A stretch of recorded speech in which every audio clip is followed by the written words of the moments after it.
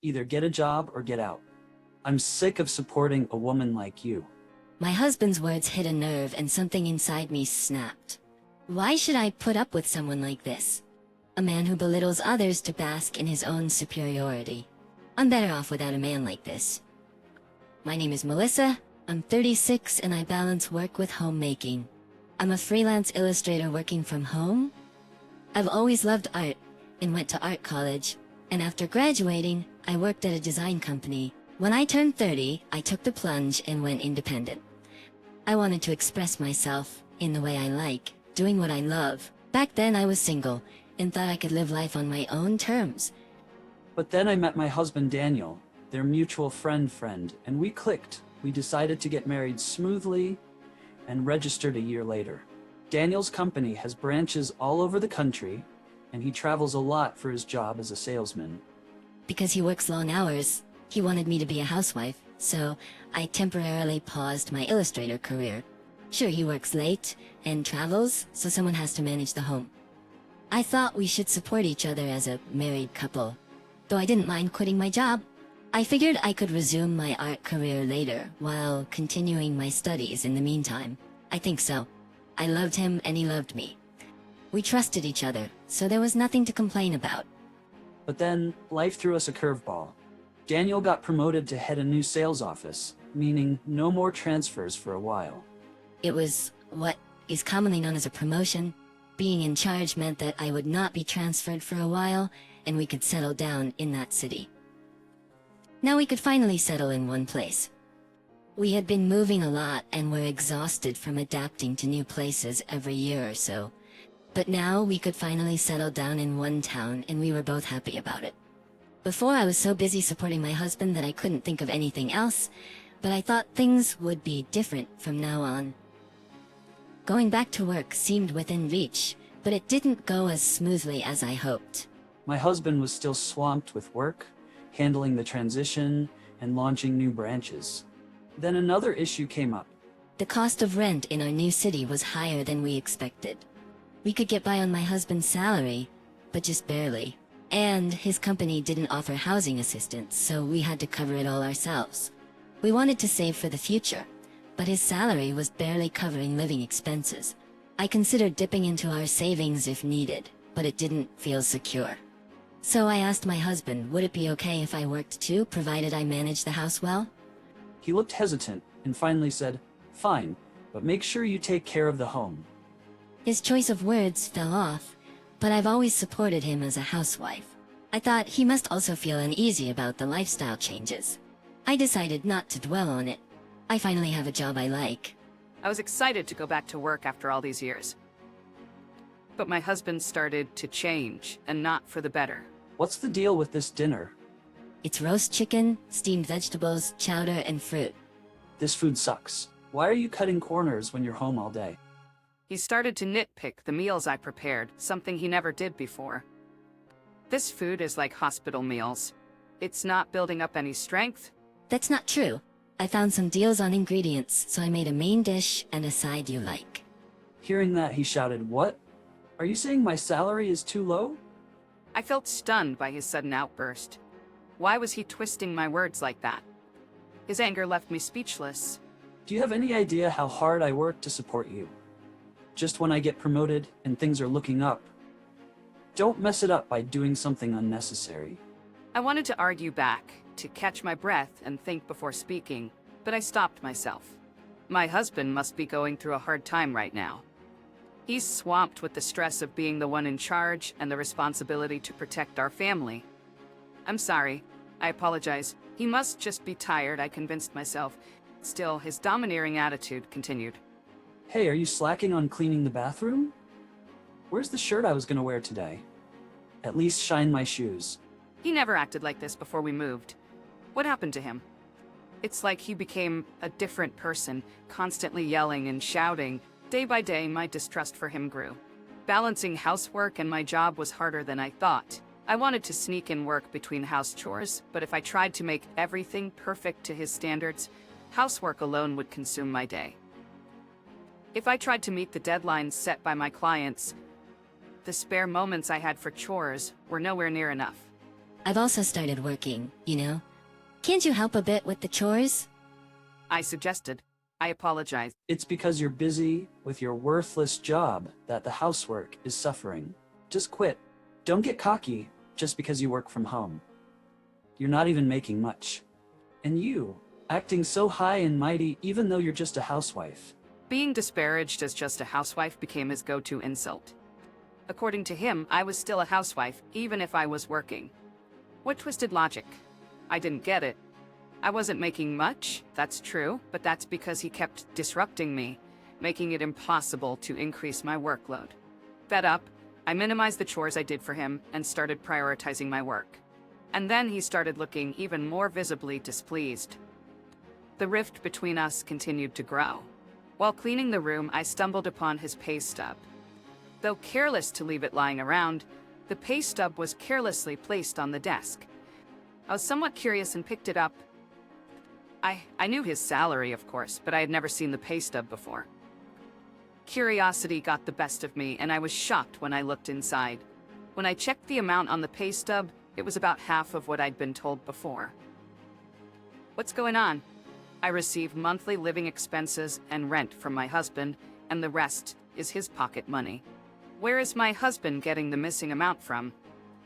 Wasn't he supposed to have gotten a promotion? How can his salary drop like this? Since when? I searched for other statements, but couldn't find any pay stubs from before his promotion. What's really happening here? At that moment, my vague distrust towards my husband turned into certainty. We can't live on this amount. What is he thinking? Why did he keep this so critical from me? Why didn't he tell me his salary had gone down? Just as I was gathering the pay stubs to confront him, the phone rang. It was from my husband's uncle, whom I'd only met a few times. Uncle, long time no see. What's up? Well, it's awkward to bring it up, but you see, I've lent him some money. It's been a while, and I'm wondering when I'll get it back. I'm in a bind over here. What? He owes you money? Then it clicked. My husband had been filling in the gap in his salary with loans from his uncle. Turns out we're talking in the tens of thousands. I sincerely apologized to his uncle and promised to repay him. Even though I felt terrible, the uncle didn't blame us and kindly said, just pay it back when you can. I've reached my limit. That night, I didn't mention the debts or the pay stubs, but my anger towards my husband slowly and steadily rose. He's belittled me for being a housewife, exploited me around the house, and even interfered with my work. That night was no different. He continued to berate me. When will you ever get good at household chores? The food's terrible. The entryway's a mess. What have you been doing at home? Another useless job, I bet. Being a housewife must be easy. Does he realize his words contradict themselves? I cook and clean, just like anyone else. If you're not happy, then why don't you do it? You've been coming home on time lately. You can handle it. When I pushed back, my husband slammed his fist on the table. You, when did you become such a mouthy woman? Don't get carried away, you waste of money. Do you even know who's providing for you? I didn't back down. What's so mouthy about standing up for myself? I'm doing my part. What about you? I glared at him. I don't have to put up with this man anymore. Whatever he says, I don't care anymore. I spoke my mind. He didn't back down either. You pretend to be working around the house, but never actually do. Start earning, then talk. I thought the same could be said for him, but I remained silent. Should have never married you. What a money pit you've turned out to be. You keep saying we don't have money, so why don't you earn some?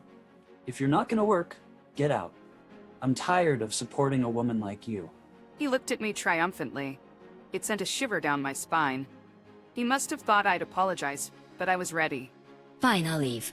I grabbed my already packed bag and started to head out. You can't do anything on your own anyway. Why do you think that? I gave him a cold look. By the way, I'm leaving this. I've already filled it out. I slapped the divorce papers I got from the city hall onto the table. He must have never expected I'd leave, let alone file for divorce. He was speechless, standing still. Well, that settles it. Make sure you fill it out and send it soon. I left our home and headed to my parents' house, where I had already informed them of the situation. They welcomed me warmly. My husband's sudden change of attitude the income being way less than he claimed and the fact he was in debt. Hearing this, my parents urged me to divorce him immediately. I intended to, of course, but would he even fill out those divorce papers?